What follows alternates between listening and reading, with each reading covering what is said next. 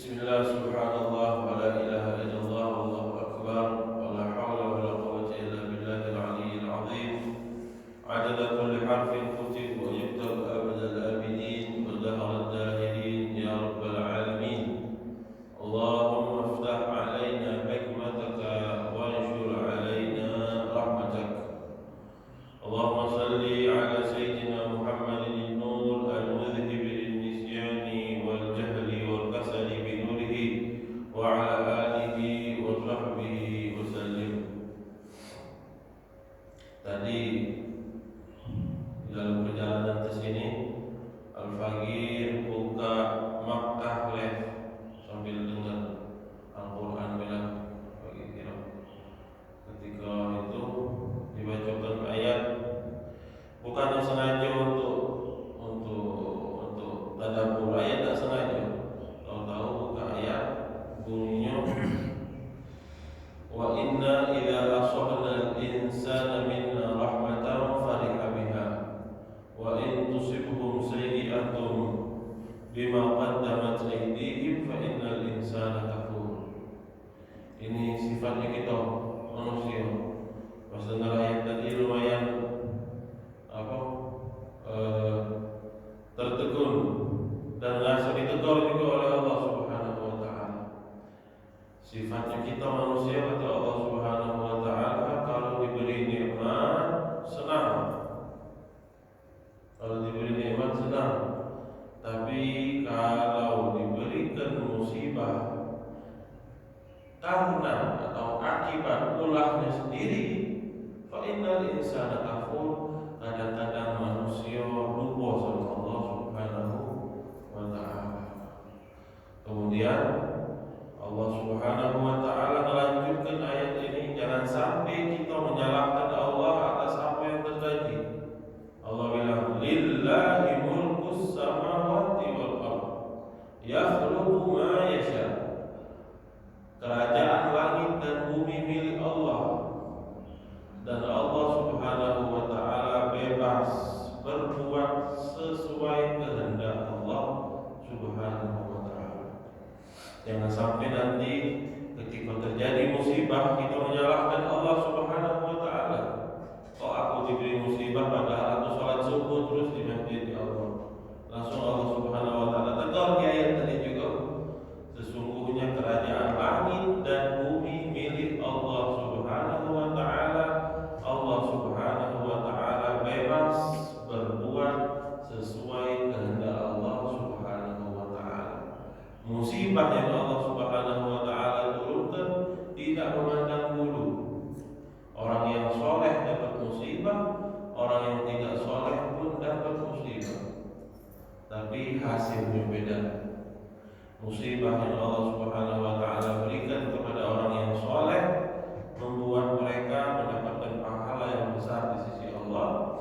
Musibah yang Allah Subhanahu wa taala berikan kepada orang yang tidak soleh, tadi Allah bilang fa innal insana kafur. Akhirnya menjadi kufur, menjadi lalai, menjadi lupa sama Allah, bahkan bisa jadi menyalahkan Allah. Ya Allah, kenapa kami diberi musibah? Kenapa kami? Ya Allah, aku sudah bersedekah, kau diberikan musibah. Apa dan tak jawabannya kecuali satu. Daripada kita bingung cari jawabannya satu. Lillahi mulkus samawati wal ardh yakhluqu ma yasha. Kerajaan langit dan bumi milik Allah. Allah Subhanahu wa taala boleh berbuat sesuai kehendak Allah Subhanahu wa taala. Akan tetapi sebenarnya kalau kita mau bertadabbur, kalau kita mau mengambil hikmah, di baliknya banyak sekali hikmah. Tapi kita masih bodoh, kadang-kadang tidak dapat mengambil hikmah dari apa yang kita hadapi di depan mata kita.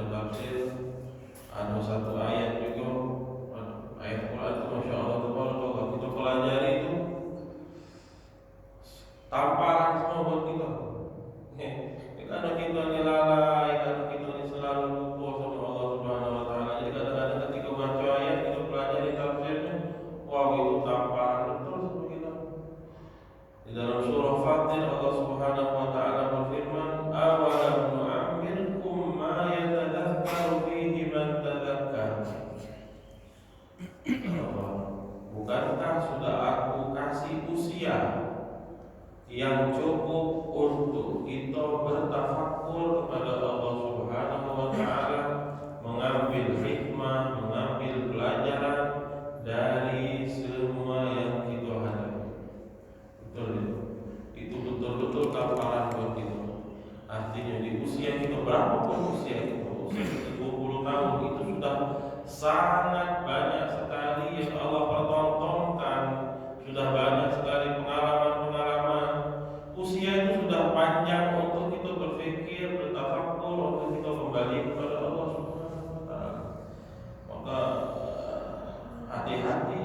Bahkan bagi bilang mungkin boleh yang umurnya baru 20 tahun yang sudah bisa berpikir, hati-hati. Sudah berapa tahun yang Allah Subhanahu wa taala berikan kepada kita untuk kita kembali kepada Allah Subhanahu wa taala. Banyak momen-momen yang Allah Subhanahu wa taala berikan untuk kita kembali kepada Allah, tapi kita lupa terus sama Allah Subhanahu wa taala. Yang usianya sudah 30 tahun tambah banyak lagi. Sudah banyak waktu luang yang Allah Subhanahu wa taala berikan. Yang usianya 40 tahun, 50 tahun, wah tambah banyak lagi.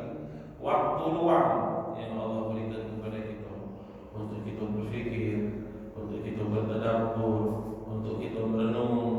Allah Subhanahu wa taala kasih pelajaran-pelajaran di depan mata kita untuk kita kembali kepada Allah Subhanahu wa taala.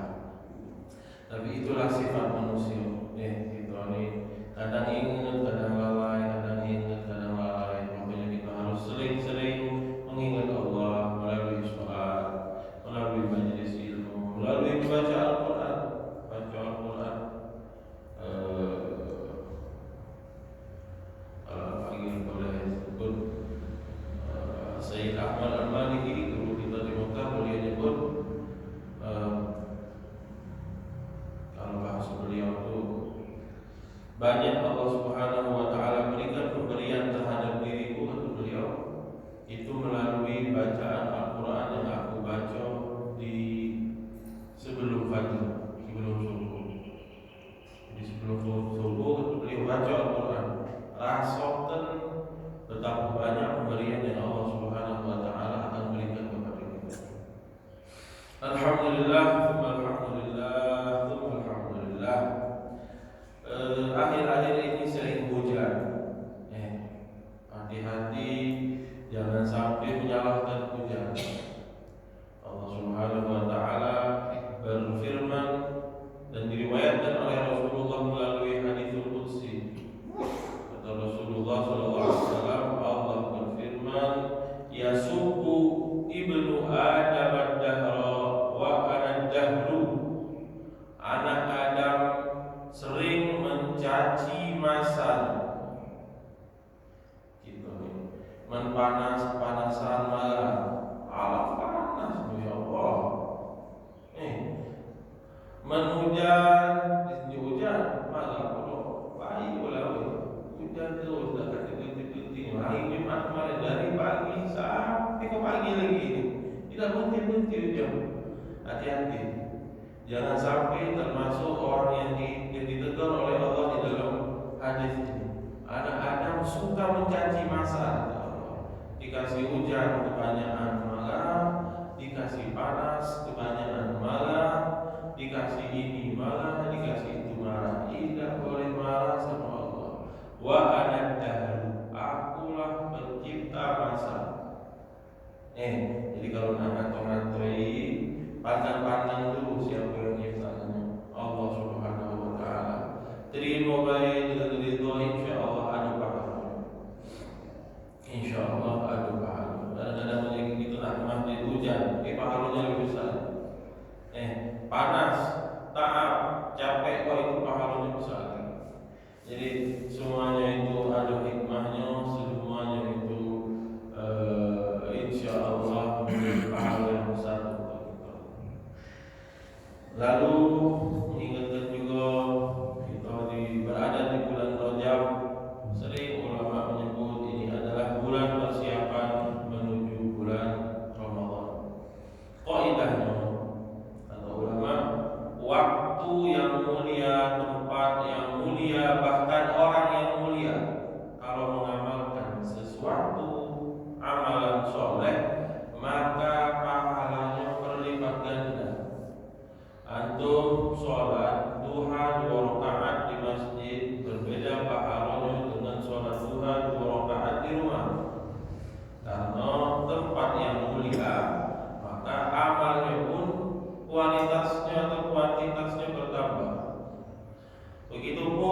waktu kita beribadah membaca Al-Quran di bulan-bulan biasa berbeda pahalanya dengan bacaan Al-Quran yang kita lakukan di bulan Rajab ini. Tahun ini bulan yang mulia yang disebut oleh Allah Ashhurul Hurum, bulan-bulan yang dimuliakan oleh Allah Subhanahu wa Ta'ala. Tapi hati-hati, jangan lupa apa maksiat pun begitu. Maksiat yang kita lakukan di masjid, kelalaian yang kita lakukan di masjid lebih besar dosanya di mata Allah Subhanahu wa Ta'ala. Begitupun kemaksiatan, kelalaian yang kita lakukan di bulan Rajab lebih besar dosanya di sisi Allah Subhanahu wa Ta'ala. Lalu juga sering diajarkan untuk membaca istighfar 70 kali, Rabbighfirli warhamni wa tub alayya. Alhamdulillah kalau kita orang-orang yang hatinya penuh dengan rasa cinta, tidak masalah dengan hal ini. Ya, kita tidak masalah, kita baca. Sebagian orang di luar sana mereka mempermasalahkan masalah ini. Aku dia ada istighfar khusus di bulan Rajab, istighfar apa itu? Nah, kita pun sebenarnya sebagai sufi yang pandai harus pintar-pintar kita jawab mereka. Rasulullah beristighfar 70 kali itu bukan cuma di bulan Rajab, bahkan di setiap hari pun Rasulullah beristighfar. Ada sahabat Rasulullah, ada riwayat yang bilang Nabi sekali dulu istighfar 70 kali, ada yang bilang sekali dulu. Ada riwayat yang berbunyi Nabi sehari beristighfar 70 kali. Nah, jadi kita pun harus pandai sebagai orang sufi.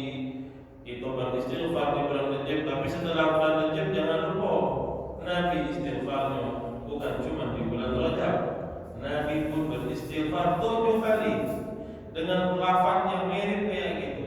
Riwayat Ibn Umar, aku pernah berusaha untuk ngoping apa sih istighfar yang Nabi baca setiap hari, bukan di bulan Rajab. Rabbighfirli wa tub alayya. Agak mirip. Rabbighfirli wa tub alayya innaka antat tawwabur rahim. Itu Nabi baca bukan di bulan Rajab. Nabi baca di setiap hari.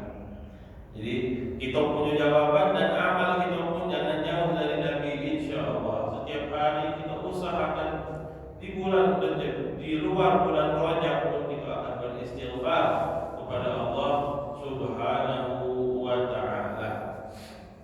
Lalu ada lagi lafaz yang panjang istighfar Rajab. Itu dikumpulkan oleh Al-Habib Ahmad Hasan bin Abdullah Al-Haddad. Hasan, anaknya Al-Habib Abdullah Al-Haddad yang kita sering baca Ratibul Haddad. Nah, itu anaknya yang mengumpulkan. Al-Faqih pernah ingatkan santri-santri di pondok, ini lafaz kita baca, ini lafaz kita hormati, karena ini kalau istilah mereka namanya mujarrabat sholihin, obat dari dokter kita percaya, karena ini sudah dipakai berulang-ulang oleh dokter, terbukti benar obat ini. Orang pusing makan obat A, sekali 2 kali semua orang pusing makan obat A sembuh, ya sudah, akhirnya obat A dikenal sebagai obat pusing. Begitupun dengan doa-doa sholihin, mereka baca, orang setelah mereka baca, dan mereka pun merasakan khasiat daripada doa-doa itu. Boleh diamalkan, tapi ingat, jangan lupa bahwasanya lafaz istighfar yang diucapkan, yang diajarkan oleh Rasulullah lebih mulia. Jangan lupa itu.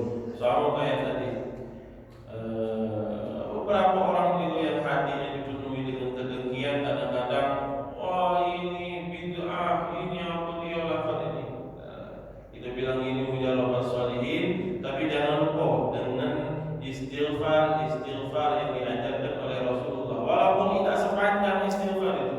Kalau antum ditanya istighfar mana yang lebih afdal, sayyidul istighfar yang diajarkan oleh Nabi, apa istighfar yang Habib Hasan yang panjang lebar tadi? Itu bilang sayyidul istighfar yang diajarkan dari mulut Nabi langsung yang mulia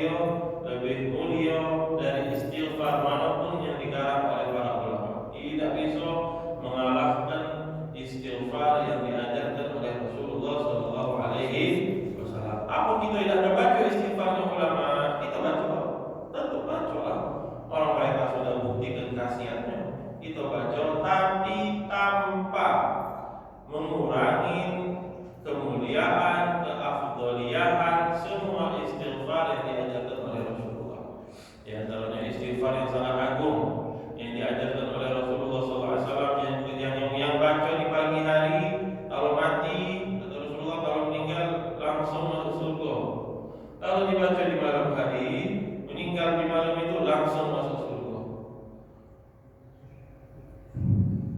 Istighfarnya, Allahumma anta rabbi la ilaha illa anta khalaqtani wa ana 'abdu wa ana 'ala ahdika wa wa'dika mastata'tu a'udzu bika min syarri ma shana'tu abu'u laka bi ni'matika 'alayya wa abu'u bi dhanbi faghfir li fa innahu la yaghfiru dzunuba illa anta. Nah, ini sayyidul istighfar. Ini kata Rasulullah, kalau dibaca di pagi meninggal masuk surga, dibaca di sore hari meninggal masuk surga. Ini istighfar mulia dari Rasulullah. Jangan sampai tadi, jangan amalan kita menjadi bumerang sendiri buat diri kita. Jadi ketika mereka bilang, oh itu istighfarnya larang, kita bilang ini tidak larang. Jangan nanti antum ketika dibenturkan dengan istighfarnya Rasulullah, antum tidak tahu, kita tahu, oh istighfarnya Nabi, dan kita baca juga. Jangan kita baca yang ini, kita tinggal yang lain. Karena semua yang dari lafaz dari mulut Nabi Muhammad SAW itu mulia. Ma'asyiral hadirin rahimakumullah.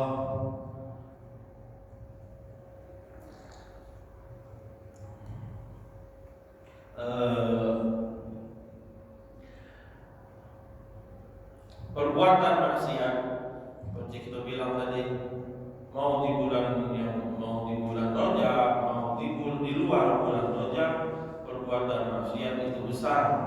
Karena kemaksiatan kita itu, karena pembangkangan kita tersebut kita lakukan atau dihadap itu, artinya kalau kita timbang dengan kebesarannya Allah Subhanahu wa Ta'ala, maka kemaksiatan kita tersebut alam kekejinya, alam kehinonya. Makanya ulama bilang tidak ada istilah dosa besar, dosa kecil. Banyak yang mengistilahkan ada dosa besar, dosa kecil. Tapi sebagian bilang, oh ada kadik dosa besar, dosa kecil. Dosa besar kalau karena kemaksiatan yang kita lakukan itu, pembangkangan terhadap Allah Subhanahu wa Ta'ala yang sangat baik sama kita, yang sangat sayang sama kita, yang kalau kita ini tidak pandai untuk mensyukuri nikmatnya, kadang-kadang lalai mensyukuri nikmatnya, tidak langsung dicabut, bahkan kadang-kadang tidak dicabut nikmat tersebut, dibiarkan kita oleh Allah Subhanahu wa Ta'ala, bahkan kadang-kadang dibiarkan oleh Allah Subhanahu wa Ta'ala dan diingatkan kembali oleh Allah Subhanahu wa Ta'ala. Itulah betapa besarnya rahmat Allah Subhanahu wa Ta'ala kepada hamba. Bahkan ada doa dari Al-Imam Abdul Hasan Asy'adili. Wah, ini doa agung. Doa ini kalau kita pikir ke tak nyampe otak kita. Apa doanya?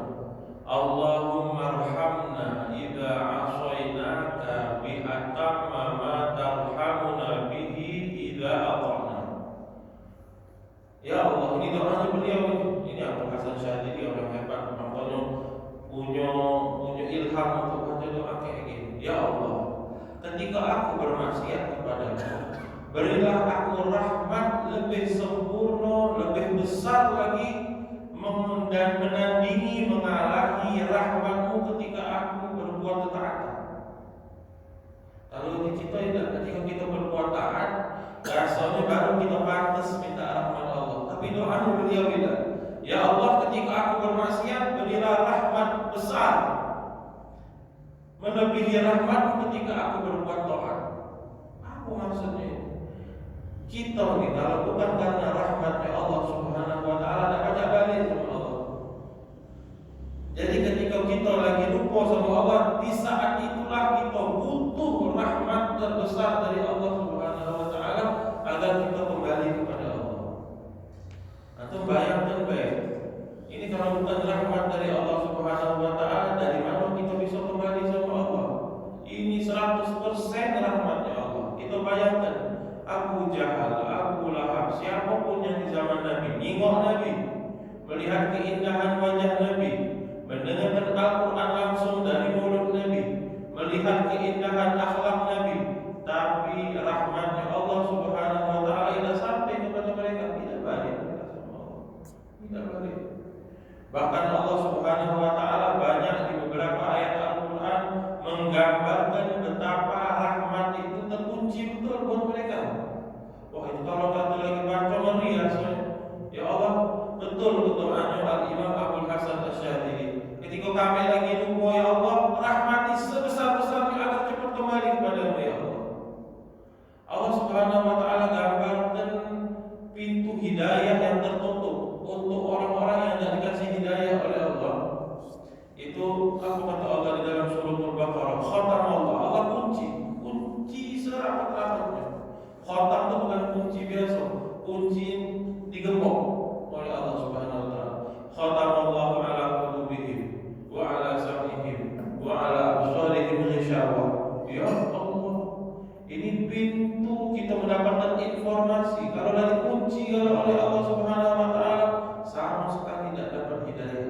Ya Allah, jangan sampai ya Allah, berikan kami terus hidayah, pandang terus kami ya Allah. Ketika kami lagi lalai, berikan hidayah, berikan rahmat sebesar-besarnya agar kami cepat kembali kepadamu ya Allah. Khatam Allah, Allah kunci mata hati, Allah kunci telinga mereka, Allah kunci mata mereka dari hidayah Allah Subhanahu wa taala. Kalau di dalam surah Yasin lebih mengerikan lagi, Allah Subhanahu wa taala bilang apa? Allah ibaratkan mereka yang sama sekali tidak dapat hidayah itu, kata Allah Subhanahu wa taala, inna ja'alna ala a'naqihim aghlalan fahiya ila al-adqani fahum muqmahun. Jadi awal-awal surah Yasin Allah bilang mereka itu sama sekali tidak dapat menerima hidayah, bagaikan orang yang tangannya terbelenggu sama leher sehingga tidak baca lagi noleh kanan, tak ada lagi noleh kiri. Sama sekali hidayah tidak bisa masuk sama mereka. Apalagi Allah Subhanahu wa taala bilang, wa ja'alna min baini aydihim saddan wa min khalfihim saddan fa aghshaynahum. Di hadapan mereka seakan-akan ada tembok yang besar, di belakang mereka seakan-akan ada tembok yang besar, sehingga mereka tidak dapat mendapatkan hidayah dari Allah Subhanahu wa taala. Jadi betul hidayah adalah rahmat, 100% rahmat dari Allah Subhanahu wa taala. Jadi betul itu kalau kata Sayyidina Rasulullah, kita tidak dapat masuk surga kecuali dengan rahmatnya Allah Subhanahu wa taala. Karena amal ibadah kita ini semuanya adalah rahmat. Taufik untuk melakukan amal semuanya adalah rahmat dari Allah Subhanahu wa taala. Ma'asyiral ikhwan wal hadirin rahimakumullah. Terlalu banyak ngomong akhir minggu, nak mulainya dari mana?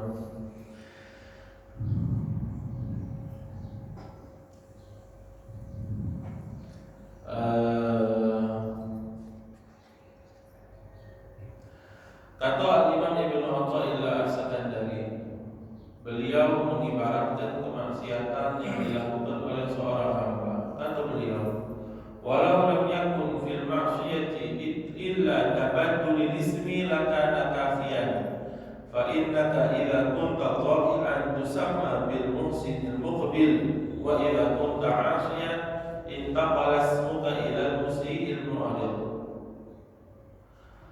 Beliau bulan kemarin menjelaskan betapa besar pengaruh daripada kemaksiatan, baik dari segi zahir ataupun dari segi batin. Sekarang pun beliau menambahkan lagi, kata beliau, kalau seandainya tidak ada perbedaan antara seorang yang bermaksiat dan seorang yang berbuat taat, kecuali perbedaan nama itu sudah cukup untuk kita menjauhi kemaksiatan. Orang yang berbuat maksiat disebut asi atau disebut musi. Orang yang berbuat ketaatan disebut soleh, disebut ta'eh.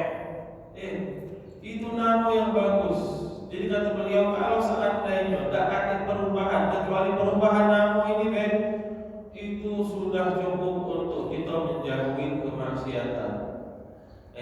Orang yang bermaksiat itu bilang, kau nih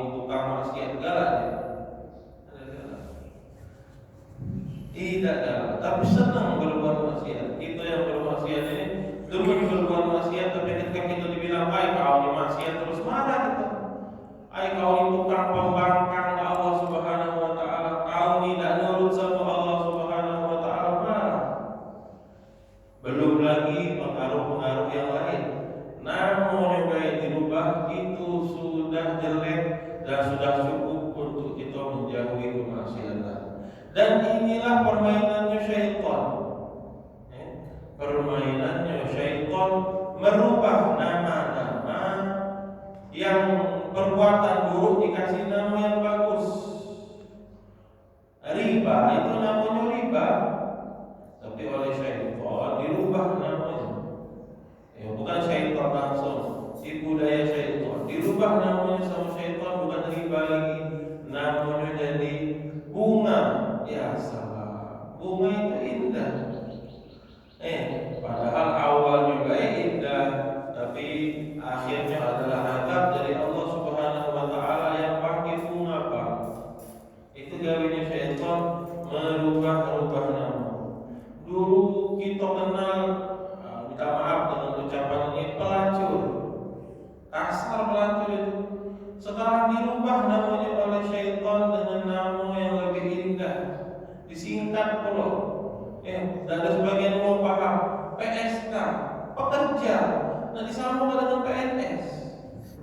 Namanya PSK, Masya Allah, rapinya namanya, bagus ada singkatannya. Bahkan ada lokalisasinya, Masya Allah. Ini maka ini syaitan, tipu daya syaitan. Karena begitulah manusia. Kita tanpa kita sadari, kita tidak senang dengan predikat yang buruk. Ada label jelek itu ada. Padahal kita jelek. Uang sejelek apapun bukan dibilang jelek, marah. Uang hitam kayak Al-Faqih dibilang hitam, marah. Hitam kau ini marah gitu. Padahal memang hitam. Jadi kita manusia ini gak suka, gak demen dengan label yang jelek. Makanya jangan berbuat jelek, karena Allah Subhanahu wa taala menamai perbuatan maksiat itu dengan kalimat yang jelek. Allah sebut su, artinya jelek. Allah sebut keji, artinya jelek. Allah sebut fahish, artinya jelek. Semuanya itu sudah jelek dan itu sudah cukup untuk kita menjauhi maksiat. Dan ini bukan baru, jangan antum bilang baru. Dari zamannya Nabi Allah Adam. Nabi Allah Adam ketika ditipu oleh syaitan, apa syaitan bilang? Bilang syajaratul khuldi. Ya salam, ini adalah pohon kekekalan yang makannya kekal. Padahal kebalikannya, malah tidak kekal di surga. Makanya permainan nama ini min asali bisyaitan, cara syaitan untuk menipu daya kita. Bahkan dari Nabi Allah Adam sudah ditipu oleh syaitan dengan nama, dengan perubahan nama. Sudah Isra kali belum? Belum.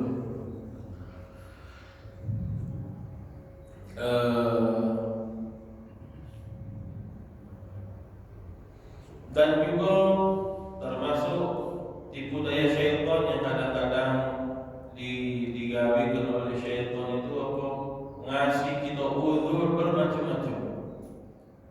Uzur itu tidak benar kecuali uzur yang dibenarkan oleh syariat. Ini tipu daya syaitan.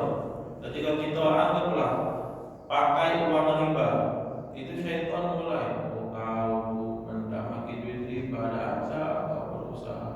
Pakailah sedikit untuk menunjang kehidupan keluarga kau. Buat anak bini kau makan. Kalau tidak menggunakan duit ini dan lain sebagainya, kau tak bisa makan.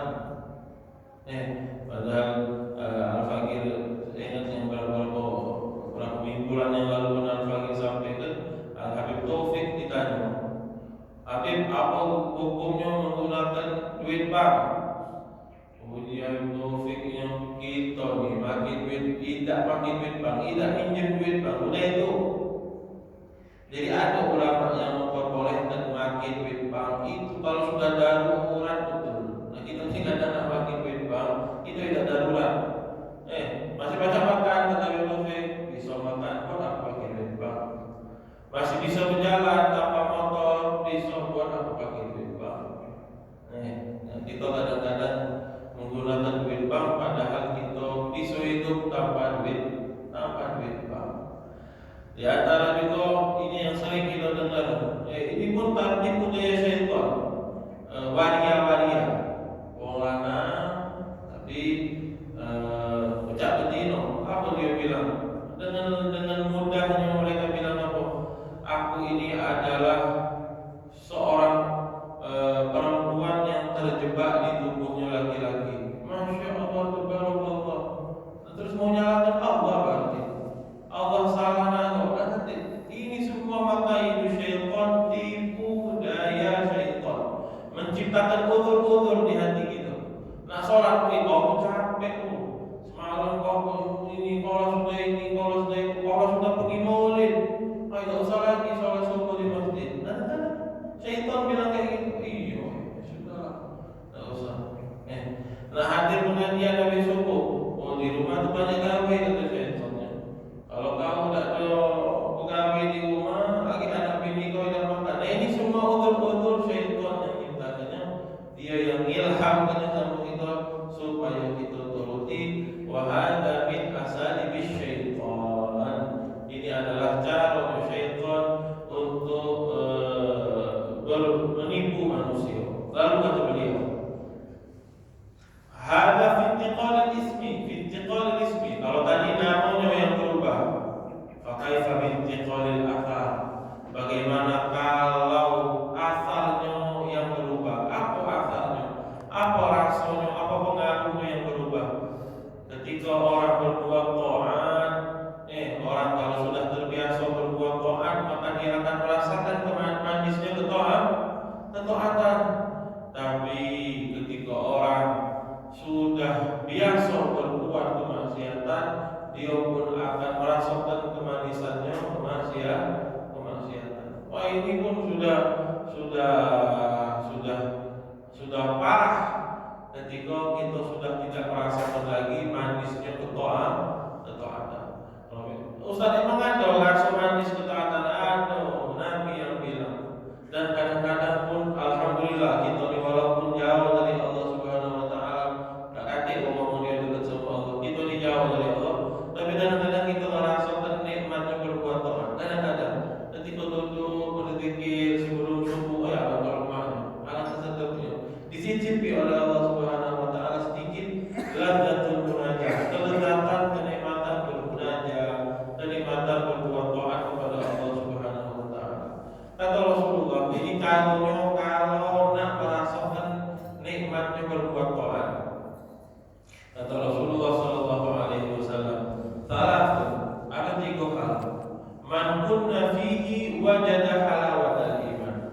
Kalau di dalam dirinya ada 3 hal ini, dia dapat merasakan nikmat atau kelezatannya keimanan. Apa itu? Yang pertama kata Rasulullah, harus Allah Subhanahu wa taala lebih dan Rasulnya lebih ia cintai dari segala-galanya. Nah, kalau sudah kita merasakan hal itu, baru kita merasakan kenikmatannya keimanan. Penyakitnya ini kalau ngomong lupa, manusia ini. Kita tengok langsung hadisnya. Jadi yang pertama kata Rasulullah, ayyakun Allah wa rasuluhu ahabba ilaihi mimma siwahuma. Allah dan Rasul harus ia cintai melebihi segala-galanya. Ini langkah pertama supaya ibadat kita ada rasanya. Yang kedua, wa ayyuhibbal mar'a la yuhibbuhu illa lillah. Kita harus mencintai kawan kita sesama muslim karena Allah Subhanahu wa taala. Dan yang ketiga, wa ayyakraha ayyauda fil kufri ba'da id anqadhahu Allah minhu. Dan harus di dalam hati ada kebencian untuk kembali kepada kekufuran. Kalau sebelumnya kufur, atau kalau kita tidak kufur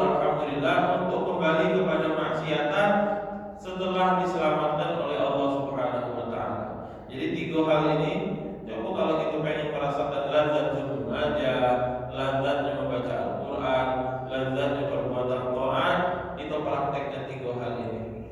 Allah dan Rasul harus kita lebih cintai dari segala-galanya. Harus kita nomor 1 betul Allah dan Rasul, baru berasa nikmat berbuat taat. Yang kedua, harus kita mencintai saudara kita sesama muslim karena Allah Subhanahu wa taala. Yang ketiga, harus merasakan betul bahwasanya ketaatan yang kita lakukan itu nikmat besar dari Allah Subhanahu wa taala, sehingga kita tidak galak lagi kembali untuk lalai kepada Allah Subhanahu wa taala. Jadi yang ketiga tadi, membenci untuk kembali kepada kelalaian. 3 hal ini insyaallah kalau kita terapkan, perbuatan taat yang kita lakukan, kita rasakan kelezatannya. Di antara doa juga dari Abu Hasan Asy'ari lagi, ini ada di dalam hizb beliau, namanya Hizbul Bar. Dulu kita disuruh Abu ya baca ini setiap hari Jumat pagi, baca Hizbul Bar. Ini doa tapi isinya pelajaran kan. Di antara isi doa itu apa? Ya Allah, cabutlah rasa nikmat, rasa manisnya kemaksiatan dari diri kami. Jadi memang maksiat itu lemah. Tapi ya Rabb, tolong cabut rasanya supaya kami tidak bermaksiat terhadap dirimu. Makanya di dalam hadis kata Rasulullah SAW, huffatil jannatu bil makarih wa huffatin naru bisyahwat. Memang Allah Subhanahu wa taala buat kayak gitu. Surga itu lemah itu, tapi depannya di mata kita tidak bagus. Padahal surga itu baunya tercium dari ratusan ribu kilo dan lain sebagainya. Tapi memang Allah Subhanahu wa taala hiasi surga dengan hal-hal yang susah, yang tidak cocok dengan hawa nafsu kita. Tapi Allah Subhanahu wa taala menghiasi neraka dengan hal-hal yang cocok, yang sesuai dengan hawa nafsu kita. Rasanya berbuat taat tolak lemahnya. Orang nak pakai duit riba, duitnya banyak. Orang nak berbuat, orang yang minum khamr, di lidah mereka khamr itu enak memang. Habisnya muflay, habisnya terbang dan lain sebagainya, mereka rasakan semua kenikmatan itu. Karena memang Allah Subhanahu wa taala tipu kita dengan menghiasi neraka dengan hal-hal yang sesuai dengan syahwat kita. Tapi surga kebalikannya. Allah Subhanahu wa taala hiasi surga dengan hal-hal yang tidak sesuai dengan hawa nafsu kita. Makanya secara hawa nafsu kadang-kadang kita itu tidak demen sama surga, padahal isinya surga itu penuh dengan kenikmatan dari Allah Subhanahu wa taala. Sedikit untuk menggambarkan betapa indahnya rumah yang ada di surga. Dan rumah ini dapat kita capai dengan satu amalan. Apa itu? Sholat 12 rakaat sehari semalam. Kata Rasulullah, barang siapa yang sholat sehari semalam 12 rakaat, maka Allah Subhanahu wa taala bangunkan untuknya rumah di surga. Insyaallah hadisnya bukan sembarangan hadis. Kadang-kadang orang ini paham tidak sama ilmu hadis, tapi Ustaz, hadisnya sahih apa tidak? Ya Allah, emang ini tahu apa hadis sahih, hadis bukan sahih.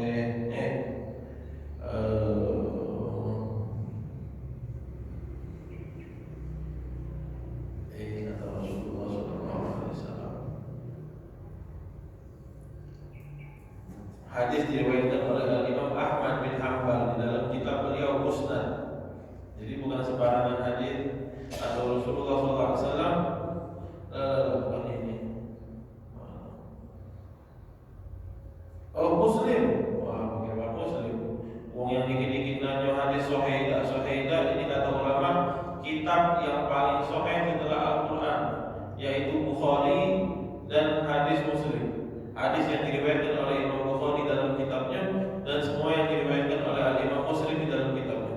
Di dalam Muslim Rasulullah SAW bersabda, dari istri Nabi yang meriwayatkannya Ummu Habibah binti Abi Sufyan, man shalla fi yaumin wa lailatin 12 rakaat, 12 rakaat salat sehari semalam, bunya lahu baitun fil jannah, Allah Subhanahu wa taala bangunkan untuknya rumah di surga. Rumah di surga itu kayak apa? Waduh, kalau mau bicara rumah di surga, batu batanya dalam hadis Rasulullah sallallahu alaihi wasallam sebagaimana diriwayatkan oleh Imam Ahmad, Imam Tirmidzi, batu batanya. Kalau kita bawa batu bata kotor, kalau itu batu bata surga, ada yang dari emas, ada yang dari perak. Wah, batu bata itu sudah hebat. Berarti mahalnya rumah di surga itu. Lalu apa lagi? Semennya kata Rasulullah sallallahu alaihi wasallam dari misik. Allah, lah sudah mahal, wangi juga rumahnya begini. Lalu kerikilnya apa namanya? Batu splitnya, adukan semen tadi buat ngecor. Pakai apa ngecornya? Ngecornya pakai lu'lu' dan yakut, permata dan batu yakut. Itu batu koralnya. Ayo Ustaz Najwa, ya sudah tak percaya sama Rasulullah sudah. Ini kan Nabi yang bilang. Lalu kata Rasulullah, pasirnya apa dia? Pasirnya za'faron. Za'faron tasmihi behanu dengan ratusan ribu. Sedikit itu dijual gram-graman za'faron. Ini pasirnya za'faron. Man yadkhuluha yan'am la yab'as. Yang masuk surga mendapatkan kenikmatan yang tiada putusnya dan merasakan kenikmatan yang tiada henti-hentinya. Bajunya tidak rusak kata Rasulullah, umurnya pun tidak terhenti, tidak mati. Dan ini dapat kita rasakan, dapat kita rumah tadi. Nak beli rumah di surga kita beli. Kadang-kadang kita ni gela, tahanlah untuk pagi balik malam untuk apa? Untuk bayar kontrakan, untuk bayar cicilan rumah, untuk bayar cicilan motor, untuk bayar cicilan mobil. Ini ada cicilan yang tidak bisa kita bayangkan betapa besar, betapa indah, betapa mewah rumahnya yang ada di surga selama-lamanya. Kalau di dunia kan sebentar baik. Jadi kalau untuk urusan dunia kita rela keluar pagi balik malam, dan untuk ini harusnya kita lebih rela lagi. Apa dia mahalnya tidak repot. Cuma mendawamkan sholat 12 kali atau 12 rakaat sehari semalam, dan ini sholat sunnah bukan sholat wajib. Sholat apa Ustaz? Sholat apa? Baik, bebas. Tapi ulama mengajarkan dibagi sholat ini kepada sholat sunnah rawatib yang muakkad. Kalau kita lakukan tidak repot. 2 rakaat sebelum subuh, 2 rakaat sebelum zuhur, 2 rakaat setelah zuhur, sudah 6. 2 rakaat sebelum asar, 2 rakaat setelah maghrib, 2 rakaat setelah isya. 12 rakaat mudah. Dapat apa? Dapat rumah di surga. Kalau tidak percaya berarti tidak percaya sama Rasulullah sallallahu alaihi wasallam. Jadi yang sholat 12 rakaat sehari semalam dapat rumah di surga, supaya tidak repot kita sholatnya sekali sholat 12 repot. Kita bagi baik 2 sebelum subuh, 2 sebelum zuhur, 2 setelah zuhur, 2 sebelum asar, 2 setelah maghrib, 2 setelah isya. 12 rakaat itu mahal untuk mendapatkan rumah yang mewah yang Allah Subhanahu wa taala janjikan di surga. Insyaallah Allah Subhanahu wa taala selalu meliputi kita dengan rahmat dan taufik-Nya sehingga kita melakukan amal-amal yang diridhai oleh Allah Subhanahu wa taala. Hadza ma aqulu lakum wal 'afwu minkum. Wassalamu alaikum warahmatullahi wabarakatuh. Waalaikumsalam warahmatullahi wabarakatuh. Jazakallahu khair atas tausiah hari ini. Begini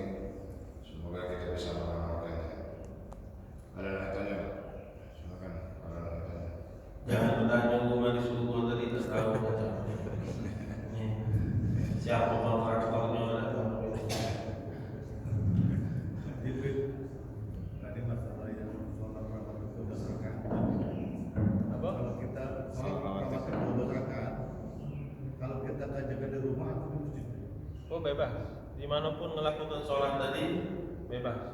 Dan sholatnya tidak harus rawatib. Sebenarnya Al-Faqih pernah nyampaikan ini, Ustaz belum sempat, kapanpun bisa dilakukan. Orang yang bisa sholat duha sampai 4 rakaat sudah 4. Tadi sudah fajar 2 lah, sudah 6, tinggal 6 lagi. Orang yang bisa sholat witir 11 rakaat, malah sudah tinggal 1 rakaat lagi selesai, malah lebih dia.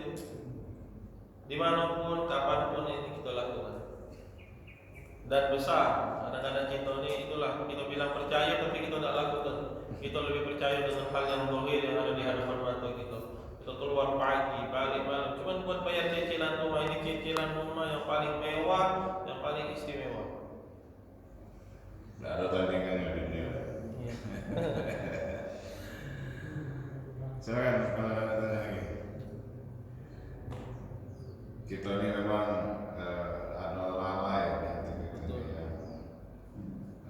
harus kita coba kita lawan lalai. Ini yang di depannya ini itu tidak ada butuh nasihat tidak. Kadang-kadang ketika kita ngomong ini omongan buat kita sendiri dulu. Lebih dulu ini omongan kalau bahasa Al-Faqih itu nampar diri kita dulu. Sebelum Al-Faqih sampai ke sama antum dulu kan buat Al-Faqih. Ketika nyampe ke masalah sholat 12 rakaat kita dulu yang lebih ingat untuk melakukannya. Karena untuk kita juga ini